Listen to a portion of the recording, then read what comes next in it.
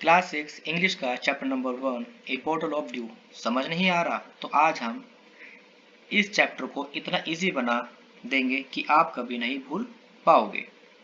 नमस्कार बच्चों, welcome to अनुग्रह क्लासेस। आज हम क्लास 6 इंग्लिश का chapter number 1 A bottle of due का डिटेल समरी और इम्पोर्टेंट वर्ड्स बहुत ही सिंपल लैंग्वेज में समझेंगे। इस वीडियो के बाद आपको न सिर्फ स्टोरी समझ आएगी बल्कि एग्जाम के लिए इम्पोर्टेंट पॉइंट्स भी क्लियर हो जाएंगे। अगर आप क्लास 6 के स्टूडेंट्स हैं हो तो चैनल को सब्सक्राइब करो, क्योंकि यहाँ आपको हर चैप्टर इजी वे में मिलेगा। So let's start. Class 6 English chapter number 1 A bottle of due. इसके कुछ पॉइंट्स है, देखिए की पॉइंट्स देखेंगे हम इस चैप्टर के अंदर। डिटेल समरी पढ़ेंगे, इसमें थीम क्या है, मैसेज क्या है और कुछ डिफिकल्ट वर्ड्स के बारे में भी हम पढ़ेंगे। तो देखिए फर्स्ट आपका क्या है, की पॉइंट्स ऑफ द स्टोरी। तो Ramanatha the son of Belti landlord inherited extensive land from his father. Ramanatha जो एक अमीर जमींदार का बेटा था, उसे अपने पिता से बहुत सारी जमीन विरासत में मिली थी। He became obsessed with discovering a magic potion that could transform anything into gold. उसे एक ऐसी जादुई दवा खोजने की धुन सवार हो गई जो किसी भी चीज को सोने में बदल सके। Rather than working on his field, he devoted his time to learning about the potion. पने खेतों में काम करने के बजाय उसने अपना सारा समय उस दवा के बारे में सीखने में लगा दिया। Many people cheated him, claiming they could tell him about the potion, but he remained determined.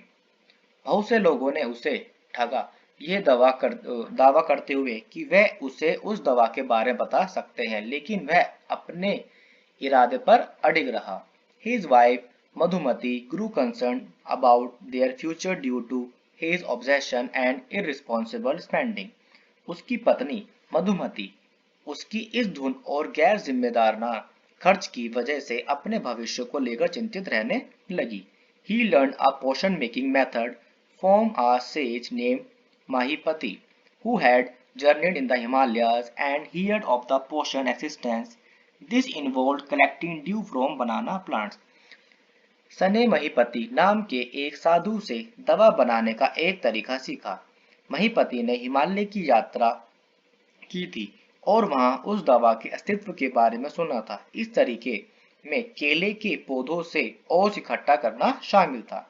After 6 years, he finally collected 5 liters of dew. 6 साल बाद उसने आखिरकार 5 लीटर ओस इकट्ठा कर ली। The sage revealed that there was no actual magic potion. Their wealth was earned through hard work. साधु ने ये राज खोला कि असल में ऐसी कोई जादुई दवा होती ही नहीं है, उनकी दौलत तो कड़ी मेहनत से ही कमाई जाती है। अब हम पढ़ेंगे यहाँ पर इसकी डिटेल समरी।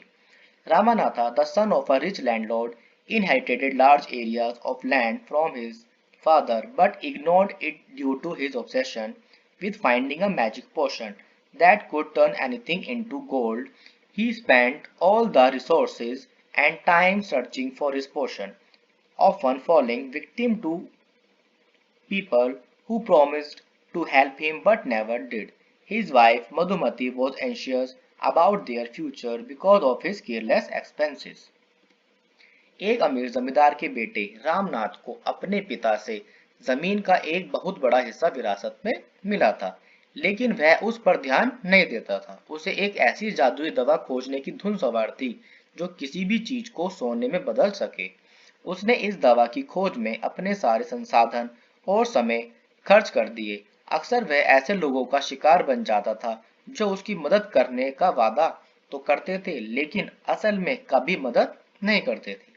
उसके इस तरह लापरवाही से पैसे खर्च करने की वजह से उसकी पत्नी मधुमती उनके भविष्य को लेकर हमेशा चिंतित रहती थी।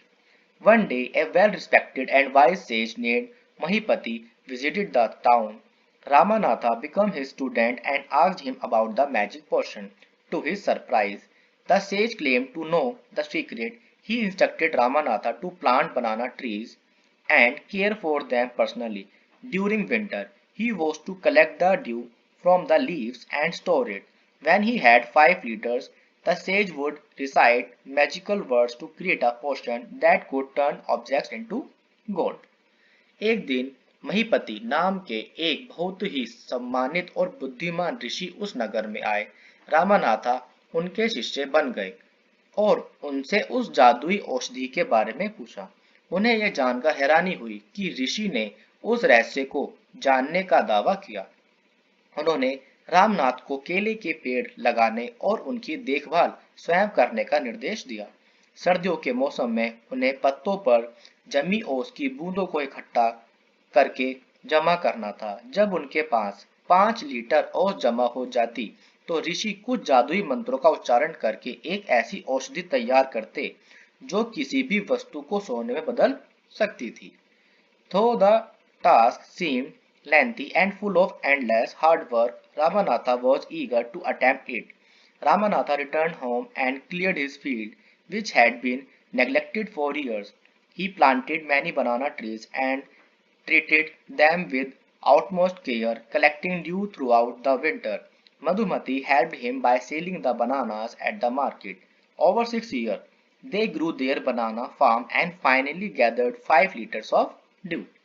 हालांकि यह काम बहुत लंबा और अथाह मेहनत से भरा लग रहा था, फिर भी रामनाथ इसे करने के लिए उत्सुक था। रामनाथ घर लौटा और अपने खेतों को साफ किया, जिनकी वर्षों से उपेक्षा की गई थी। उसने केले के कई पेड़ लगाए और उनकी अत्यंत सावधानी से देखभाल की तथा पूरी सर्दियों भर ओस जमा करता रहा। मधुमती ने बाजार में केले बेचकर उसकी मदद की। यह वर्षों के दौरान 6 वर्षों के दौरान उन्होंने अपने केले के बाग को बढ़ाया और अंततः 5 लीटर ओस जमा कर ली। Ramanatha brought the dew to the sage. The sage smiled, spoke something over the liquid, and handed back the bottle, telling him to test it out. Ramanatha sprinkled some drop on a copper vessel and waited for it to turn to gold. To his dismay, nothing occurred. Feeling betrayed, he asked the sage about the same.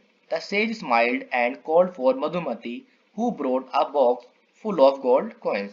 Ramnath ऋषि के पास ओस लेकर आए। ऋषि मुस्कुराए, उस तरल पदार्थ पर कुछ मंत्र बुदबुदाए और बोतल रामनाथ को वापस देते हुए उसे आजमाने के लिए कहा। रामनाथ एक तांबे के बर्तन पर उसकी कुछ बूंदें छिड़की और उसके सोने में बदलने का इंतजार करने लगे।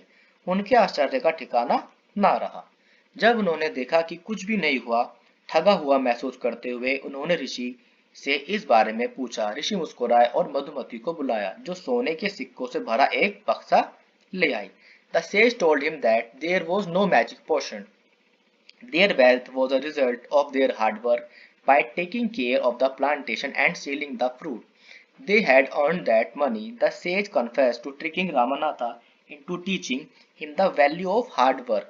Realizing the wisdom in the sage lesson, Ramanatha committed himself even more to his plantation, understanding that true wealth comes from effort, not magic. ऋषि ने उसे बताया कि कोई जादुई औषधि नहीं थी, उनकी दौलत उनकी कड़ी मेहनत का नतीजा थी। पेड़ पौधों की देखभाल करके और फल बेचकर उन्होंने वह पैसा कमाया था। ऋषि ने यह स्वीकार किया कि उन्होंने रामनाथ को कड़ी मेहनत का महत्व सिखाने के लिए उसके साथ एक चाल चली थी। ऋषि के इस सबक में छिपी समझ को पहचानते हुए रामनाथ ने अपने बाग बगीचे पर और भी अधिक ध्यान देना शुरू कर दिया, यह समझते हुए कि सच्ची दौलत मेहनत से मिलती है, जादू से नहीं। अब हम चैप्टर के पढ़ेंगे थीम और कुछ messages. This story by Sudha Murthy conveys the significance of hard work and dedication in the achieving genuine wealth. Sudha Murthy की यह कहानी सच्ची दौलत हासिल करने में कड़ी मेहनत और लगन के महत्व को दर्शाती है। जैसे कि अगर आप भी कोई भी ट्रिक के बजाय आप भी अच्छे से चैप्टर को पढ़ें, ध्यान से पढ़ें, तो आपको भी अच्छे से वो चैप्टर याद हो सकता है। कोई भी शॉर्टकट ट्रिक्स हमारे पास नहीं होती है, हमें मेहनत अच्छे से करनी होती है। Theme: the story highlights the illusion of shortcuts and magical solution.